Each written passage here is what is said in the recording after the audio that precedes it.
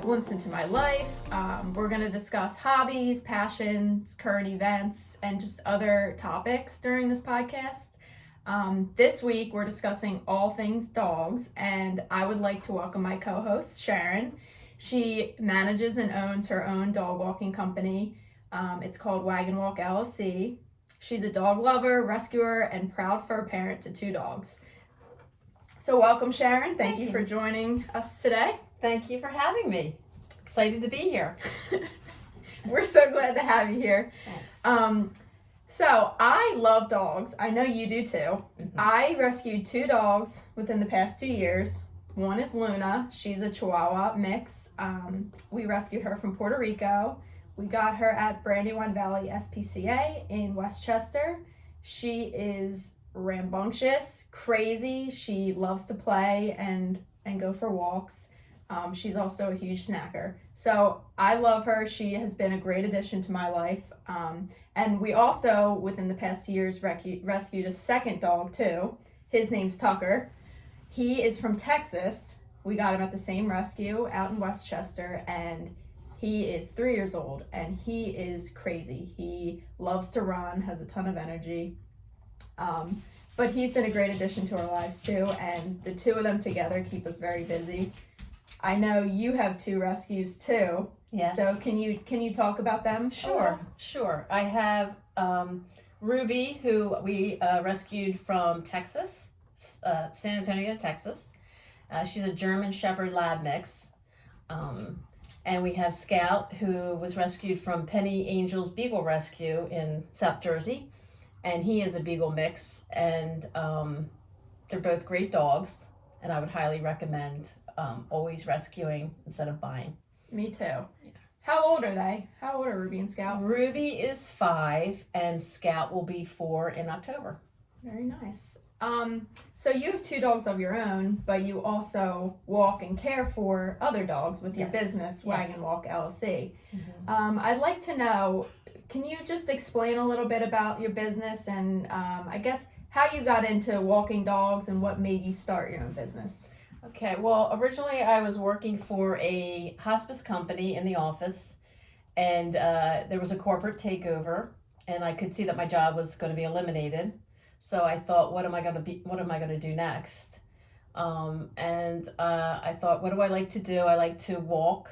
I walk all the time, and I love animals. I love dogs and cats, and so I thought that would be the perfect mix to start my own business. And so that's what I did. I became an LLC. So you're legitimate. I'm legitimate. You jumped through all the hoops you needed to. Purchased insurance, which is very important if you're owning a business. Especially with dogs. Exactly, because you never know what's going to happen with dogs. And that basically, and then I started a Facebook page and an Instagram and for advertising. That's great. Yeah. Keep people in the loop. Yes. Awesome. And do you have any like crazy stories that have happened or crazy animals that you've had to care for?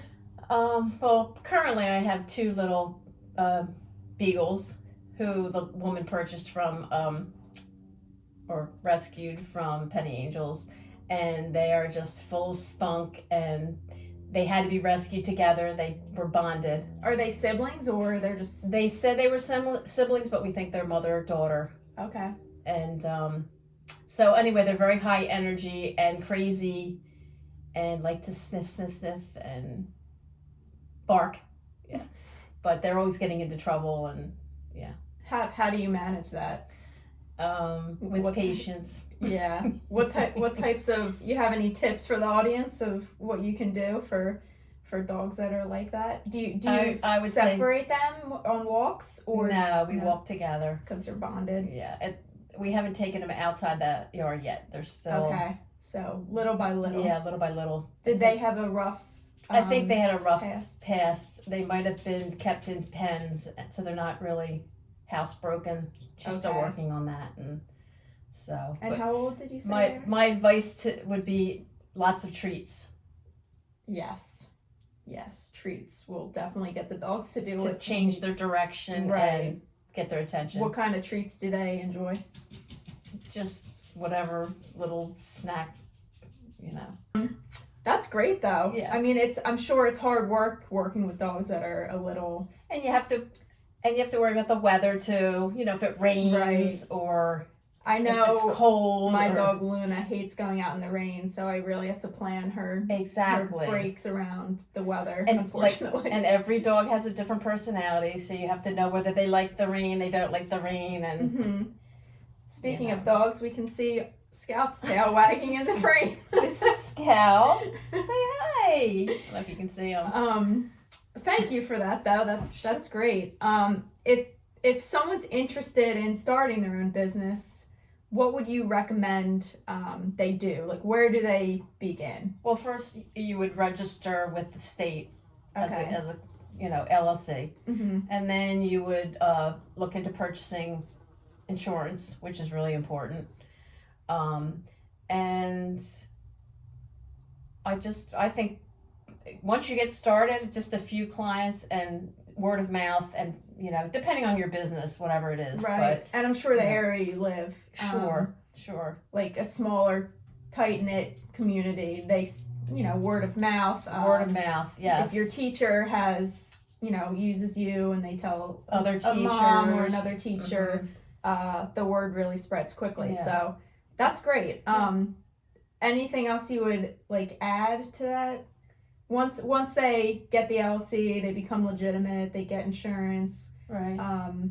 Just go out and have fun. And yeah. It's really a great job. I mean, it's like I said, it's what I love to do. So, and what's better than that? Doing Getting what you paid love for every what day. you Getting love. paid to do something that you love. That's so true. All of us can sure wish for that. Yes. So it was great having you here today. I'm trying to think if there's anything else. Is there anything else that you would add about your business?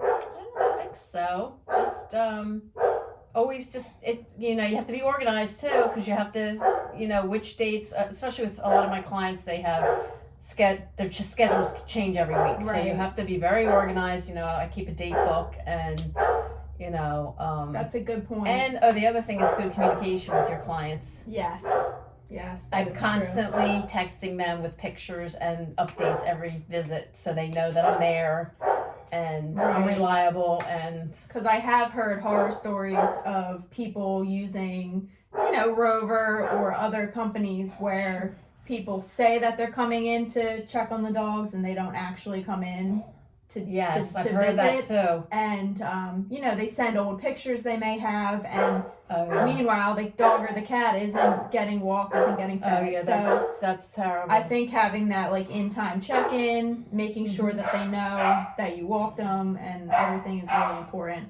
Definitely. So that's Yeah. great. Communication in any field is important. It really is like the Exactly. most valuable asset, I would say, in any field. So And to develop a trusting relationship, and part of that is I always start it with a meet and greet. I meet the person too to make sure that the dog's a good fit for me too, because I can't take violent dogs or aggressive Right. dogs. apologies for all that barking. We had to take a quick break. It's funny, we're talking about dogs and we have dogs barking in the background. Exactly. Anyway, I really appreciate you taking the time today to be our co-host. This was a great show, very informative. I love dogs too, so I think this really just, hits home. Mm-hmm. I really appreciate you being here, so thank you so much. Thank you so much for having me. I hope that you guys all found this conversation fun and helpful, and please feel free to comment below and also leave stories or anything funny that you might want to share below. It's always fun to read that stuff. So thanks again, and that's all for now, folks. Signing off. See ya.